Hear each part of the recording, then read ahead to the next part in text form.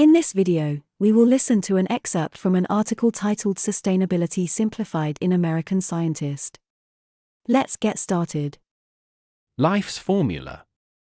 I've learned from researching the disparate topics of rainforests, agriculture, and institutional sustainability that the foundation of sustainability rests on just 5 elements: hydrogen, oxygen, carbon, nitrogen, and phosphorus.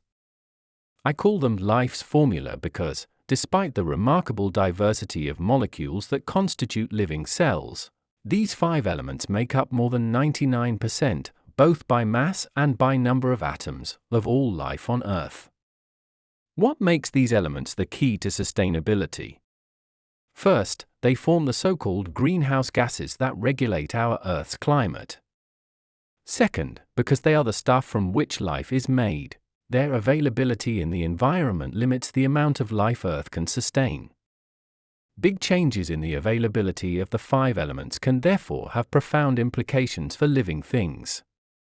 Life's formula links living organisms to the fate of our living planet, and vice versa.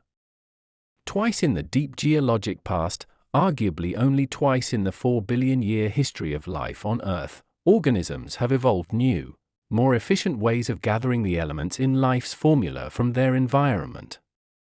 The first time, more than 2 billion years ago, a group of single-celled, ocean-dwelling organisms called Cyanobacteria evolved new ways of gathering and using hydrogen, oxygen, carbon, and nitrogen.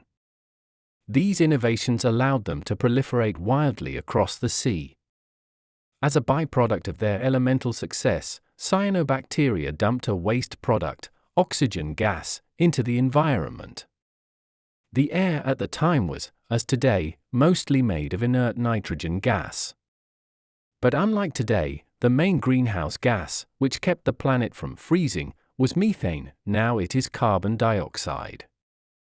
Methane reacts with oxygen if oxygen is around, but for 2 billion years there was no free oxygen in the atmosphere. Eventually, cyanobacteria pumped so much oxygen pollution into the air that they ended anoxia on Earth. And as a side effect, this oxygen destroyed the methane keeping the planet warm, and precipitated a global ice age. This planetary shake-up remains the biggest environmental change of all time. Life had spent well over 1 billion years on a warm, anoxic planet. The cyanobacteria brought this era to a permanent end. It was almost certainly a catastrophe for the countless billions of anaerobic organisms that had populated the planet, although it also set the stage for the evolution of multicellular life, which needs oxygen. It's not that life can't live under a whole bunch of different conditions, but living through the transition is neither pleasant nor guaranteed. A sequel to the cyanobacteria's story of overcoming the constraints of life's formula, only to see that success caused devastating environmental change, played out some 2 billion years later. A mere 400 million years ago, plants emerged from the oceans onto land. Life on land is not easy for organisms made mostly of hydrogen and oxygen, the elements of water. Plants took tens of millions of years to evolve roots and symbioses with fungi, which allowed plants to stay hydrated on dry land. But once they did, these below-ground structures allowed them to become the world's greatest miners, breaking apart rocks and capturing water, phosphorus, and other nutrients from the nascent soils. By moving onto land, plants could utilize sunlight, which had heretofore been unused. They tapped an untapped energy source ripe for exploitation.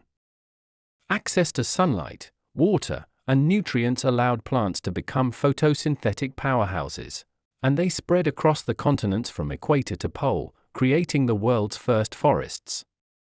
But for plants, as for the cyanobacteria before them, wild proliferation was followed by environmental catastrophe. As the population of plants exploded, this growth eventually pulled so much carbon dioxide from the air that the planet cooled and fell into a near-global ice age. The end of Earth's pantropical climate during this time is linked with one of the 5 great extinction events observed in the fossil record.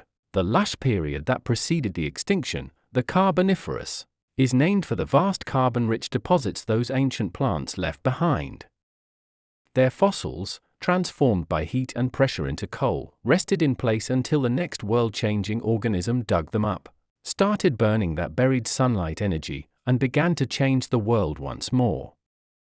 Today, humans have emerged as the third living world changers. Like our world-changing predecessors, we have proven prodigiously successful at exploiting life's formula, while unwittingly disrupting the global environment. Our burning of carbon-based fossil fuels, coal, oil, and gas, has given us unprecedented access to energy, but it has also ramped up the amount of planet-warming carbon dioxide in the air. Carbon dioxide concentrations have risen by 50% since the dawn of the Industrial Revolution, and they will likely double the pre-industrial levels by the middle of this century. We have also used fossil energy to innovate the industrial acquisition of nitrogen, phosphorus, and water in the service of growing crops. We've more than doubled the amount of nitrogen and quadrupled the amount of phosphorus cycling through land ecosystems, mostly by dumping fertilizer on farms.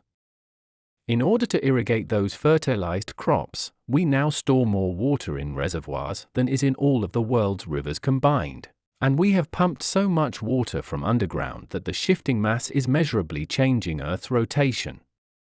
The elemental abundance we shower on our crops has allowed the human population to grow from 2 billion when my father was born in 1933 to about 6.5 billion when my daughter was born in 2005.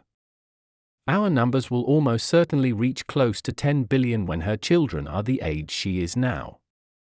Like previous world changers, we have innovated new ways to gather energy, food, and water by manipulating the cycles of life's essential elements. That has allowed us to widely proliferate, and now we face the unintended consequences. It is tempting to see our predecessors' stories of proliferation followed by environmental catastrophe as a grim cautionary tale. For both cyanobacteria and plants, their abundant access to the elements in life's formula allowed their populations to grow so large, they inexorably pushed the planet off environmental cliffs. It is a cautionary tale, but I am optimistic. Yes, we are similar to those that came before us.